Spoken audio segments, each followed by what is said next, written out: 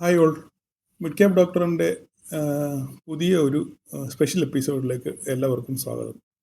ഇന്ന് നമ്മൾ നമ്മളുടെ എന്താ പറയുന്ന വഴി വിട്ടിട്ട് ഇന്ന് ഒരു പ്രത്യേക സബ്ജക്റ്റിനെ പറ്റിയാണ് നമ്മൾ സംസാരിക്കുന്നത്. കാരണം അങ്ങനെ ഒരു പ്രത്യേക സബ്ജക്റ്റിനെ പറ്റി സംസാരിക്കേണ്ട ഒരു അനിവാര്യത ഉണ്ടെന്ന് എനിക്ക് തോന്നുന്നു. 2026 ഇതിൻ്റെ മാറ്റം എങ്ങനെയാണ് നടക്കുന്നതെന്ന് ജസ്റ്റ് നിങ്ങളോടൊന്ന് ഷെയർ ചെയ്യുന്നു. അത്രയേ ഉള്ളൂ. അപ്പം ഇത് കഴിഞ്ഞ ഒരു വർഷം കൊണ്ടാണ് ഇത്ര പെട്ടെന്ന് ഇത് സർജ് ചെയ്തത്. അപ്പം ഇത് വെള്ളി അടുത്ത 2026 എങ്ങനെയാണിത് മാർക്കറ്റിനെ നയിക്കാൻ പോകുന്നത് എന്നതിനെപ്പറ്റി ജസ്റ്റ് ഒരു അവെയർനെസ്, ഇതെന്താണ് സംഭവം എന്നുള്ളത് ജസ്റ്റ് ഒന്ന് നിങ്ങളോട് ഷെയർ ചെയ്യുക എന്നുള്ളത് മാത്രമേ ഉള്ളൂ. അപ്പം എൻ്റെ ചില കാഴ്ചപ്പാടുകൾ, ഓക്കെ, സിൽവറിനെ പറ്റി എൻ്റെ ചില കാഴ്ചപ്പാടുകൾ നിങ്ങളുമായിട്ട് പങ്കുവയ്ക്കണമെന്ന് തോന്നി എൻ്റെ സബ്സ്ക്രൈബേഴ്സുമായിട്ട്. അത് ഒരു പക്ഷേ നിങ്ങൾക്കതൊരു അറിവ് ആയിരിക്കാം എന്ന് ഞാൻ വിശ്വസിക്കുന്നു. അപ്പം നമ്മൾ സിൽവറിനെ പറ്റി സംസാരിക്കുമ്പോൾ ആദ്യം നമ്മളൊരു കാര്യം മനസ്സിലാക്കണം. ഗോൾഡ് മാതിരിയോ അല്ലെങ്കിൽ മറ്റ് മെറ്റലുകൾ മാതിരിയോ ഇരുമ്പ് മാതിരിയോ ഒന്നും കുഴിച്ചെടുത്ത് കിട്ടുന്ന, ഡയറക്റ്റായിട്ട് കുഴിച്ചെടുത്ത് കിട്ടുന്ന ഒരു സാധനമല്ല സിൽവർ. ഒരു പക്ഷേ നിങ്ങൾക്കിതൊരു പുതിയ അറിവായിരിക്കാം. സിൽവർ ഒരിക്കലും ഡയറക്റ്റ് കുഴിച്ചെടുത്ത് കിട്ടുന്ന സ്വർണം മാതിരിയോ അല്ലെ ഇരുമ്പ് അയിരുകൾ മാതിരിയോ അല്ല സ്വർണം, അറിയാമല്ലോ, സ്വർണ്ണമലകൾ നോക്കിയിട്ടില്ലേ, അങ്ങനെ ഡയറക്റ്റ് എക്സ്ട്രാക്ട് ചെയ്തെടുക്കുന്ന ഒരു സംഭവമല്ല സിൽവർ. സിൽവർ എന്ന് പറഞ്ഞൊരു സാധനം ഒരു ബൈ പ്രോഡക്റ്റ് ആണ്. എത്ര പേർക്കറിയാം സിൽവർ ഒരു ബൈ പ്രോഡക്റ്റ് ആണെന്നുള്ള കാര്യം? അപ്പം ഇത് സിൽവർ ഏറ്റവും കൂടുതൽ നമ്മളിപ്പോൾ ക്രൂഡ് ശുദ്ധീകരിക്കുമ്പോൾ എന്തൊക്കെയാണ് കിട്ടുന്നത്? ക്രൂഡ് കിട്ടുമ്പം അതിനകത്ത് പെട്രോൾ കിട്ടും, ഡീസൽ കിട്ടും, ജെറ്റ് ഫ്യൂവൽ കിട്ടും, പിന്നെ ഇങ്ങോട്ട് വന്ന് മണ്ണെണ്ണ കിട്ടും, പിന്നെ പെട്രോളിയം പ്രോഡക്റ്റ് ധാരാളമുണ്ട്. ഏറ്റവും അവസാനം കിട്ടുന്ന സാധനമാണ് നമ്മുടെ നാട്ടിൽ വിറ്റമിൻ ലൈറ്റ് 6 എന്ന് പറയുന്ന സാധനം ഇല്ലേ.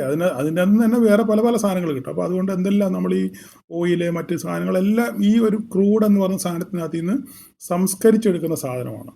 എന്ന് പറഞ്ഞ പോലെ തന്നെയാണ് സിൽവറും.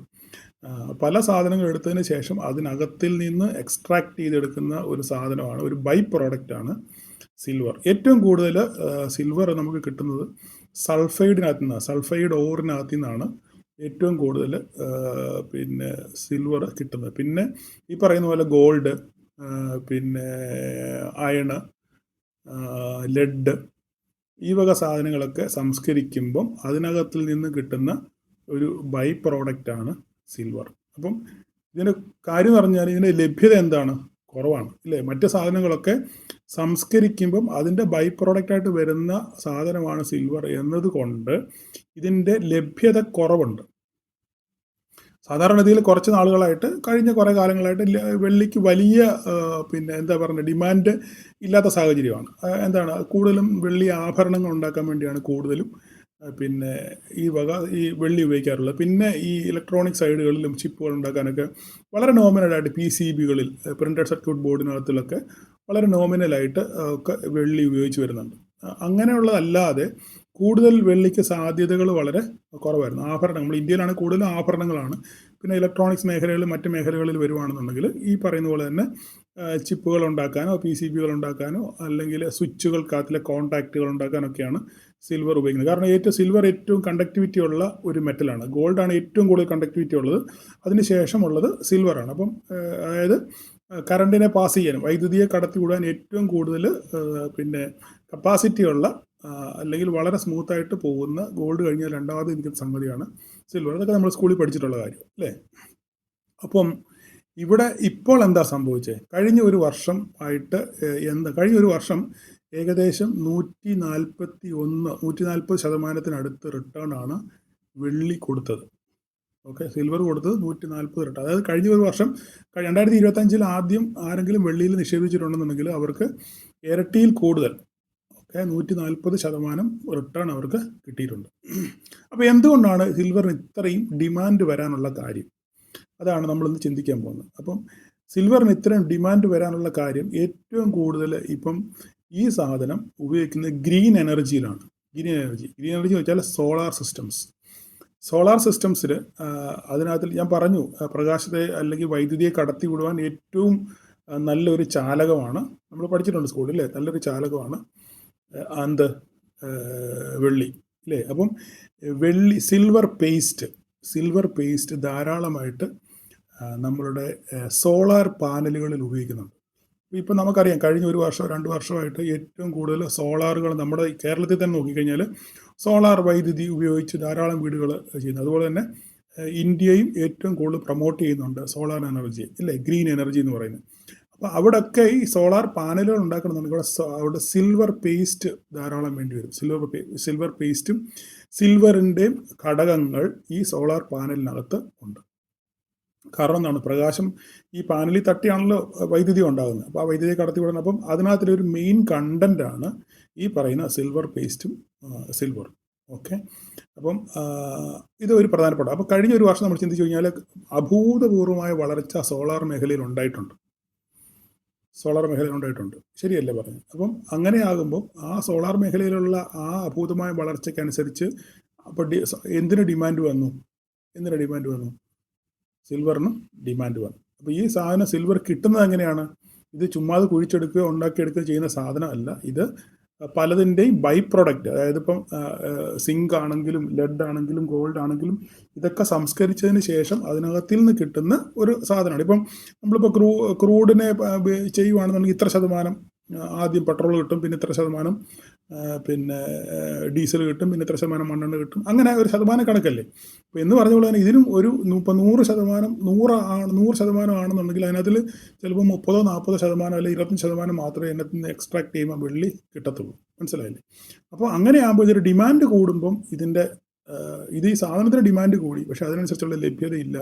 അപ്പം ഈ സാധനത്തിന് എന്ത് ചെയ്യും? സ്വാഭാവികമായിട്ടും വില കൂടും, അല്ലേ? ഒരു സാധനത്തിന് മാർക്കറ്റിൽ ലഭ്യത കുറവ് വരുമ്പം ആ സാധനത്തിൻ്റെ വില സാധാരണ കൂടാറുണ്ട്. അതാണ് ഇവിടെയും ഏറ്റവും കൂടുതൽ സംഭവിച്ചത്. അതുപോലെ തന്നെ നമ്മൾ ഏറ്റവും കൂടുതൽ പിന്നെ രണ്ടാമത് ഉപയോഗിക്കുന്നത് ഓട്ടോമോട്ടീവ് മേഖലയിലാണ്. അതായത് ചിപ്പ് നിർമ്മാതാക്കൾ, ചിപ്പ് ഉണ്ടാക്കാൻ വണ്ടികൾക്ക് അറിയാമല്ലോ, സെമി കണ്ടക്ടേഴ്സ്. അപ്പോൾ ഇവിടെയും സിൽവറിൻ്റെ ആവശ്യകത ഉണ്ട്. മനസ്സിലായില്ലേ? അപ്പം രണ്ടാമത് നമുക്ക് സോളാർ മേഖലയിൽ രണ്ടാമത്തെ മേഖല എന്ന് പറഞ്ഞാൽ ഓട്ടോമോട്ടീവ് മേഖലയാണ്. അവിടെ ധാരാളം പിന്നെ സിൽവറിൻ്റെ ആവശ്യകതയുണ്ട്. ഈ ചിപ്പ് ഉണ്ടാക്കാനും സെമി കണ്ടക്ടേഴ്സ് ഉണ്ടാക്കാനും ഒക്കെ അവിടെയും ഇതിൻ്റെ ആവശ്യകത വർദ്ധിച്ചു വരുന്നുണ്ട്. ഓക്കെ, പിന്നെ നമുക്കുള്ളത് EV,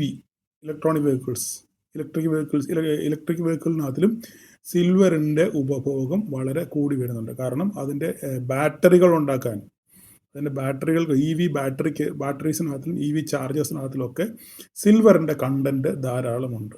അപ്പം ഇതൊക്കെ അടുത്ത വർഷങ്ങളിൽ, ഈ വർഷവും അടുത്ത വർഷം കഴിഞ്ഞ വർഷമൊക്കെ ആയിട്ട് ഓരോ വർഷം കഴിയും തോറും ഇതിന് പുരോഗതി പ്രാപിച്ചുകൊണ്ടിരിക്കുകയാണ്, അല്ലേ? EV സെക്ടർ ആണെങ്കിലും ഈ സെമി കണ്ടക്ടർ ചിപ്പ് സെക്ടർ ആണെങ്കിലും ഒക്കെ ഓരോ വർഷം കഴിയും തോറും എന്താണ്, അഭിവൃദ്ധി പ്രാപിച്ചുകൊണ്ടിരിക്കുകയാണ്, അല്ലേ? അങ്ങനെ അഭിവൃദ്ധി പ്രാപിക്കുമ്പം ഇതിൻ്റെ ആവശ്യകത എന്താവും? സിൽവറിൻ്റെ ആവശ്യകത വളരെ കൂടി വരും. അപ്പം ഇതാണ് ഇതിന് പ്രധാനപ്പെട്ട ഒരു കാരണം. എന്താണ് സിൽവറിൻ്റെ പ്രൈസ് ഇങ്ങനെ കൂടാനുള്ള കാരണം? ഇതാണ് ഒരു പ്രധാനപ്പെട്ട കാരണം. ഇത് ഞാൻ 2-3 ദിവസം കൊണ്ട് ഞാൻ ഇതിൻ്റെ പുറകെ ഇങ്ങനെ നടന്നത്. അപ്പോൾ ഇങ്ങനെ ഗൂഗിളിൽ ഇങ്ങനെ കുറേ ആർട്ടിക്കിൾ തപ്പി ഇങ്ങനെ നോക്കിക്കഴിഞ്ഞപ്പോഴാണ് മനസ്സിലായത്.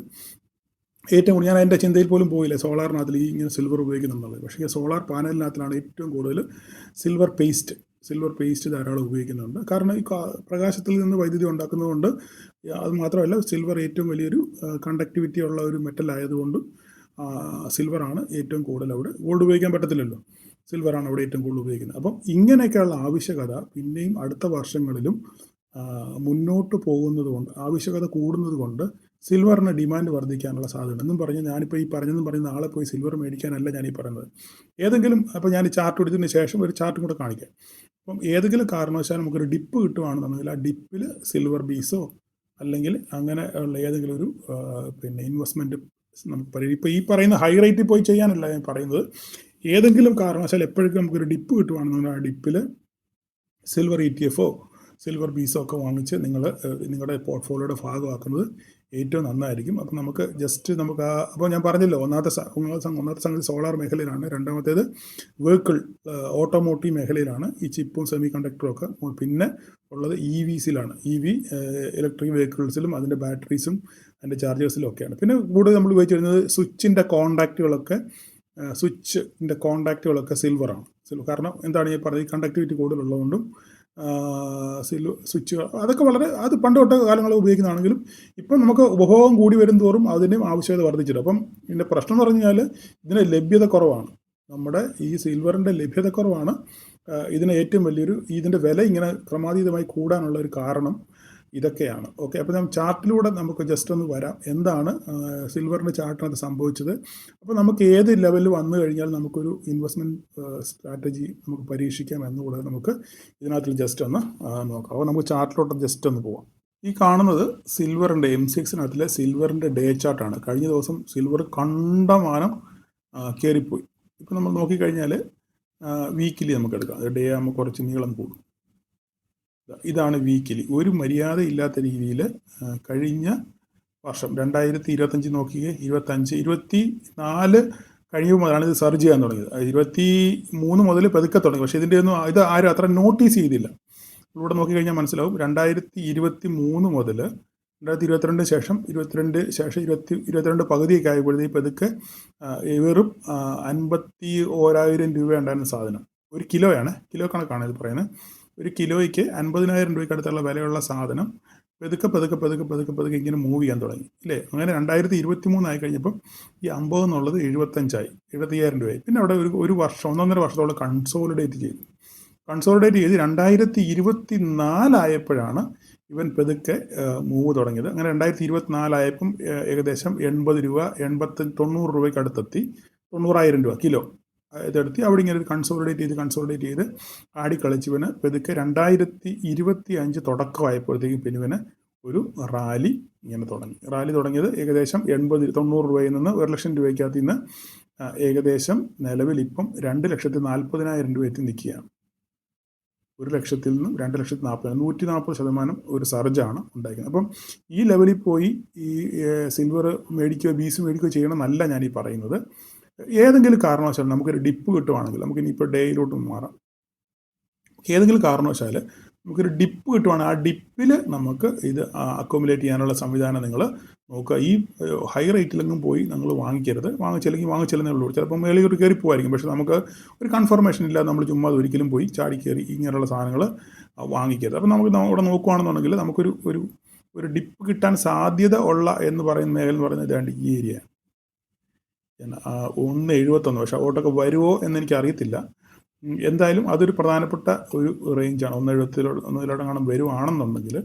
ഇല്ലെങ്കിൽ പിന്നെ നമുക്ക് അടുത്തൊരു ലെവലെന്ന് പറയാനുള്ളത് നമുക്ക് സിൽവർ ഈ ലെവലാണ്. ഈ ലെവൽ എത്രയാണ്? 2,00,000 രൂപ. അപ്പോൾ ഈ 2.39 നിന്ന് 2 തിരിച്ചിറങ്ങി വരികയാണെന്നുണ്ടെങ്കിൽ നമുക്ക് ഇവിടുന്ന് ഒരു സിൽവർ ബീസ് ചെറിയ രീതിയിൽ നമുക്കൊരു SIP ആയിട്ടോ അല്ലെങ്കിൽ ബീസ് ആയിട്ടോ ഒക്കെ വാങ്ങിച്ച് നിങ്ങൾക്ക് പുതിയൊരു ഇൻവെസ്റ്റ്മെൻറ്റ് തുടങ്ങാനുള്ള സാഹചര്യം ഇതിനകത്തിൽ ഉണ്ട്. അപ്പം ഇനി ഇത് എങ്ങോട്ടാണെന്ന് ചോദിച്ചു കഴിഞ്ഞാൽ, എവിടം വരെ പോകുമെന്ന് ചോദിച്ചു കഴിഞ്ഞാൽ നമുക്ക് ഒരു പിടിയുമില്ല. കാരണം അത്ര നല്ല രീതിയിൽ അളക്കാൻ പറ്റിയ ഒരു സംവിധാനം ഇതിനകത്തിൽ ഞാൻ നോക്കിയിട്ട് കാണുന്നില്ല. എനിക്ക് നമ്മൾ നോക്കുകയാണെന്നുണ്ടെങ്കിൽ ഒരു സെക്കൻഡ് ഞാനൊന്ന് ജസ്റ്റ് ഒന്ന് നോക്കിക്കോട്ടെ. ലൈവായിട്ട് തന്നെ ഞാൻ ചെയ്യുന്നത്. നമുക്ക് ഇവിടെ നോക്കുവാണെങ്കിൽ ഒരു ലോ വന്നിരിക്കുന്നത് ഈ ഏരിയയാണ്. ഓക്കെ, ലോ വന്ന ഈ ഏരിയയാണ്, ഒരു ഹൈ വന്നത് ഈ ഏരിയയാണ്. പിന്നെ ഒരു കൺസോൾട്ടേഷൻ ഇവിടെയാണ്. ഓക്കെ, അങ്ങനെയാണെന്നുണ്ടെങ്കിൽ ഈ ഏരിയയിൽ നിന്ന് ഇവിടം വരെ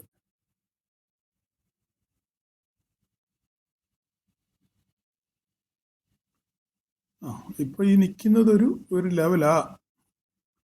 നമ്മൾ നോക്കുകയാണെന്നുണ്ടെങ്കിൽ ഈ നിൽക്കുന്നത് ഒരു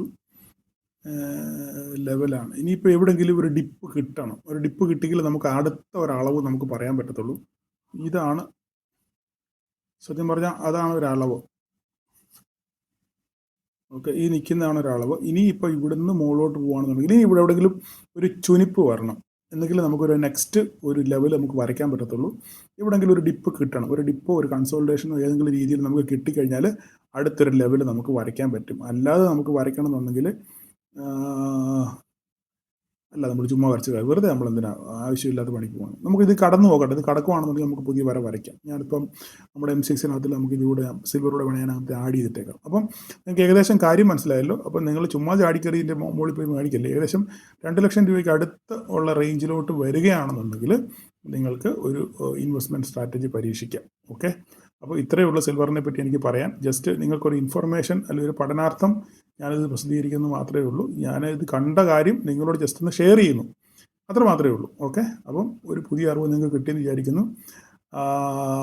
അപ്പം എല്ലാവരും മാക്സിമം മറ്റുള്ളവരിലേക്ക് ഷെയർ ചെയ്യാൻ ശ്രമിക്കുക. Okay, thank you all.